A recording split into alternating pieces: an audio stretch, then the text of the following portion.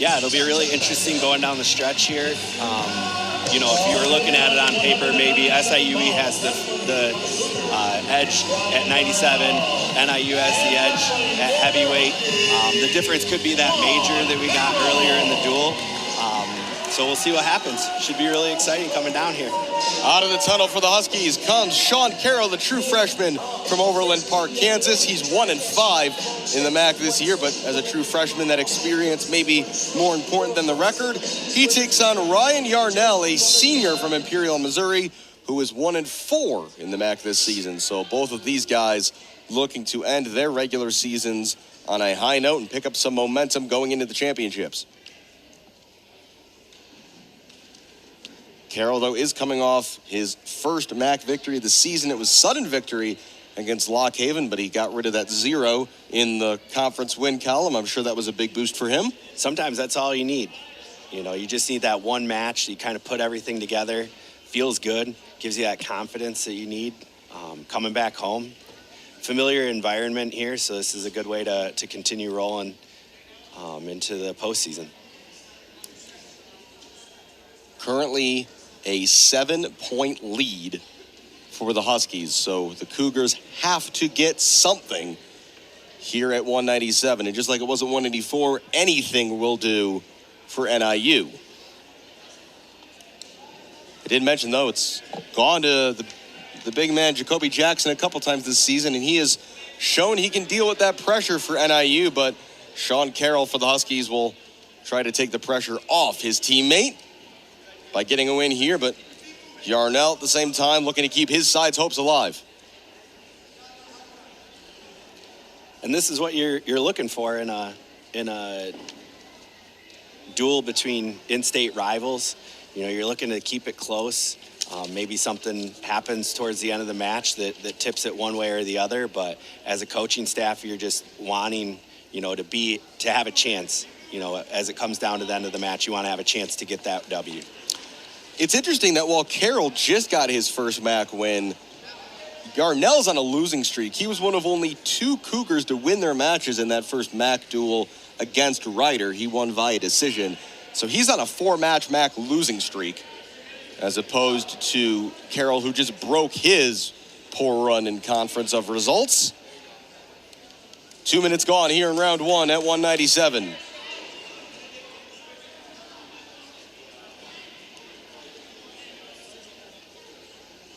Just working our position here on our feet. Oh, we got a shot. Get your head up. It's Ryan Yarnell who willing to take that first shot, but he doesn't have anything out of it yet. That's an awkward position, though, for Carroll's right leg. Yeah, he's in on both ankles here. He's got to, if he continues to circle to his right, trying to get his hips into him. Coaching staff wants the takedown, and there it is. Yep. So they do get a takedown for Yarnell. And Coach Ludwig is going to ask, what was the difference in the position? Yeah, Ryan Ludwig making the point. They were sitting about the same there for a good 20 seconds. What suddenly changed to award the takedown? The claim he's making right now to the referees, who did talk about it as well after that. This is really the first time we've seen Ludwig say anything to the officials tonight. But no change from the referee conversation and no challenge coming from Ludwig. So maybe just making a point more than anything. Right. As that's an escape for Carroll, he's on the board. And you know that's not going to be the point of difference in the match, you know, this early. But you want to just runs out on that first round. Yeah, you want to just try to give your wrestler a little bit of an edge. If it comes down to a similar position, maybe the call goes the other way later in the match. So we'll begin the second round, 2 minutes back on the clock.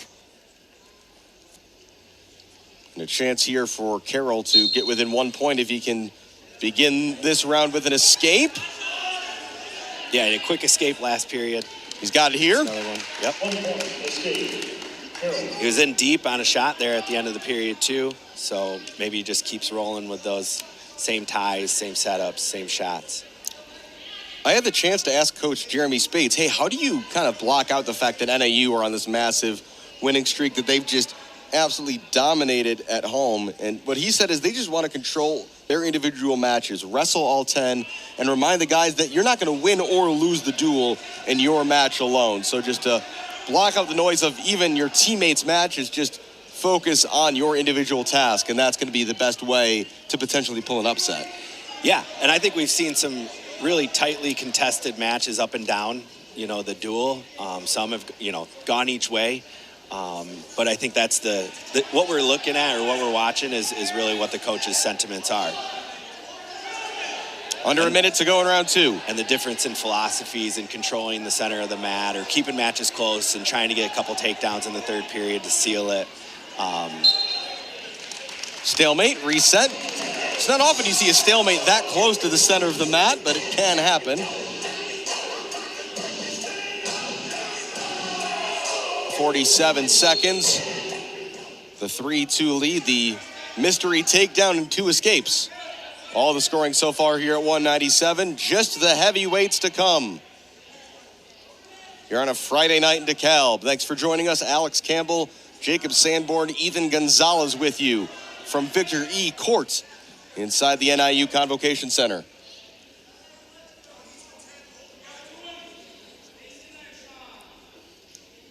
Looking for someone to make a move here, just kind of open this tie a little bit. You don't really want to wrestle ear to ear. I was going to say, you'd think one man trying to win the duel for his team, the other trying to save it. That should be enough motivation for a bit more action than we've seen. It's not coming in round 2, though. Maybe like basically every match tonight, it's going to be a round 3 show. 2 more minutes to go here at 197.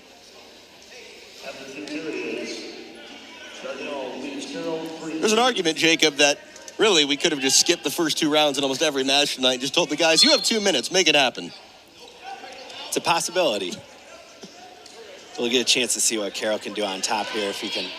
I might be curious to go over to the scores table after this and say, what percentage of the points that were scored tonight were scored in third periods? Because my gut says it's north of 70%. I'd be with you on that number. It was Gillum and Zunbayan for SIUE and NIU respectively. Those are the really only 2 guys I can remember doing any serious work in round 2. Yep. The first rounds tonight have been about as uneventful as they could have been.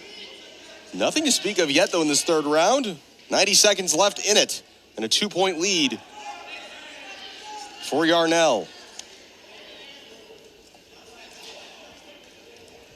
Yarnell looks like he's going to be content with staying in good position, trying to fight off any attacks that Carroll might have. But you want to see Carroll just turn up the pace a little bit.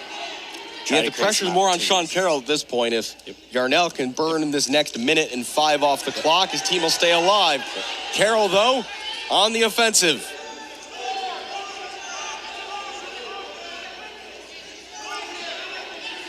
Yarnell's trying to get that leg in, trying to get pressure out, forward pressure towards the head. If he can sneak that leg in, he might be able to get a takedown here. Comes back for a cradle. This could be big. And there's a chance here for bonus points. This could be huge for the Cougars. The count's going. We've got a near fall at least. How many seconds will it be for? 4 seconds. That's a 4-point near fall. Bonus points on the table now for Ryan Yarnell. Carroll's not out of it yet, though. He's got to continue to fight here. This is for the team. 15 seconds left. Definitely looks like we're going to be going to a decisive final match at heavyweight. The question is, what will be the margin? It's still just a 4-point near fall for now. Not a pin. The clock runs out, and that is the final decision. A 4-point near fall and a major decision victory. The first of the night for SIUE. And Jacob, what a way to set up our final match of the night. Yarnell stays in good position, has good shot defense, capitalizes again on a mistake by Carroll. But Carroll fights off his back. He does his job. We'll take another look here. So he's got his head down by his knee. Yarnell cradles him, gets the back points. But again, it is a huge deal for Carroll to fight off his back there. and keep this duel where it is, up 3 going in.